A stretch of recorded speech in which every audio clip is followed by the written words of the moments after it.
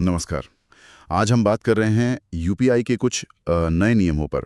ये 1 अगस्त 2025 से लागू हुए हैं। जी। हमारे पास एक लेख है, यूपीआई के नए नियम, परिवर्तन और प्रभाव। तो जानकारी वहीं से ली है। हाँ। कोशिश ये समझने की है कि भाई ये बदलाव क्यों आए हैं और हम जो रोज यूपीआई इस्तेमाल करते हैं उस पर इनका क्या असर पड़ेगा। बिल्कुल।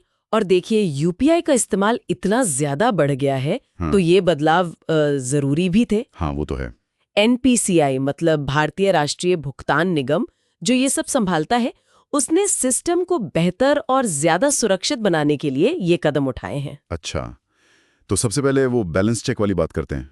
अब दिन में सिर्फ 50 बार, ये सुनकर थोड़ा अजीब सा लगता है। हाँ, सुनने में थोड़ा अटपटा जरूर है। इसके पीछे क्या सोच है? देखिए, इसका मुख्य कारण है पीक आवर्स, यानी वो समय जब सबसे ज्यादा लोग यूपीआई यूज करते हैं।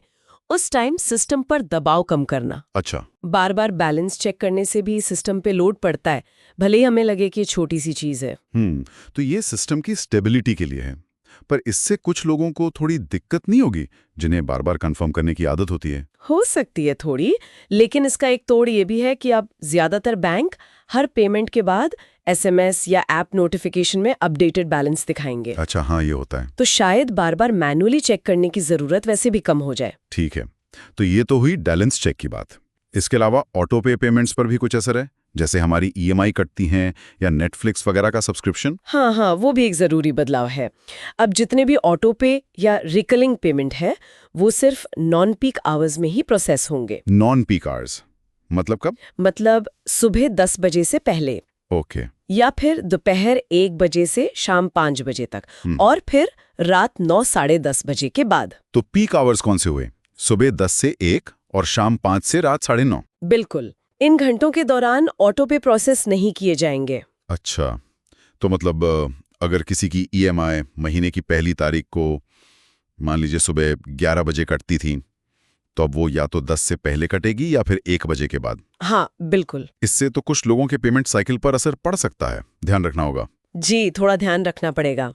ये इसलिए किया गया है ताकि पी कार्ड्स में जो जरूरी आमने सामने वाले मतलब P2P या P2M लेन देन है, वो बिना रुकावट के हो सकें। समझ गया। सिस्टम पर लोड मैनेजमेंट। अच्छा, अब सुरक्षा की बात करते हैं। वो हमेशा एक बड़ा कंसर्न रहता है। कुछ नया है इस तरफ? हाँ, बिल्कुल। एक बहुत ही महत्वपूर्ण कदम है।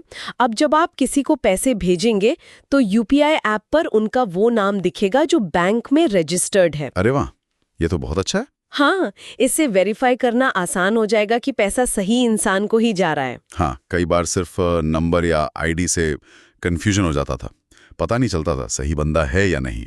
बिल्कुल। इससे गलती से गलत अकाउंट में पैसे भेजने के चांस कम होंगे और धोखाधड़ी रोकने में भी मदद मिलेगी। ये तो बहुत जरूरी था। अच्छा, और वो जो ट्रांजैक्शन कभी कभी अटक जाते हैं, पेंडिंग दिखाते हैं, हाँ, वो बड़ी उलझन होती है। उसका क्या? उसके लिए भी नियम है। अगर कोई ट्रांजैक्शन का स्टेटस कंफर्म नहीं है, मतलब अनिश्चित है, तो अब आप ज्यादा से ज्यादा 3 बार ही स्टेटस चेक कर पाएंगे। सिर्फ 3 बार? हाँ, और हर बार चेक करने के बीच कम से कम 90 सेकंड का गैप रखना होगा। 90 सेकंड का गैप। उम्मीद ये है कि अब सिस्टम स्टेटस को जल्दी अपडेट करेगा, शायद सेकंडों में, और ये पेंडिंग वाली स्थिति कम देखने को मिलेगी। चलिए, उम्मीद करते हैं ऐसा ही हो। और कोई सीमाएं हैं जिनके बारे में जानना चाहिए? हाँ, 2 और छोटी बातें हैं।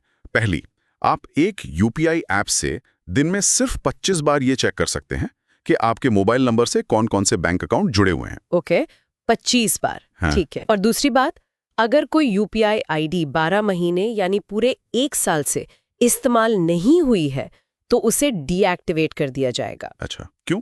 ये इसलिए ताकि अगर वो मोबाइल नंबर बाद में किसी और को मिल जाए, तो वो पुरानी यूपीआई आईडी का गलत इस्तेमाल ना कर सके। हाँ, ये तो सिक्योरिटी के लिहाज से बहुत सही है। बिल्कुल।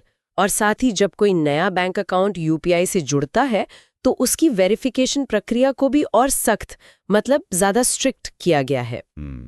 तो कुल मिला के देखें तो ये सारे नियम यूपीआई सिस्टम को ज्यादा स्टेबल, ज्यादा सिक्योर और ज्यादा एफिशिएंट बनाने की कोशिश लग रहे हैं। सही कहा। कुछ नई सीमाएं जरूर आई हैं, जैसे बैलेंस चेक या ऑटो पे टाइमिंग, पर लगता है कि फोकस सुरक्षा और सिस्टम की स्मूथ फंक्शनिंग पर ज्यादा है। हाँ, बिल्कुल।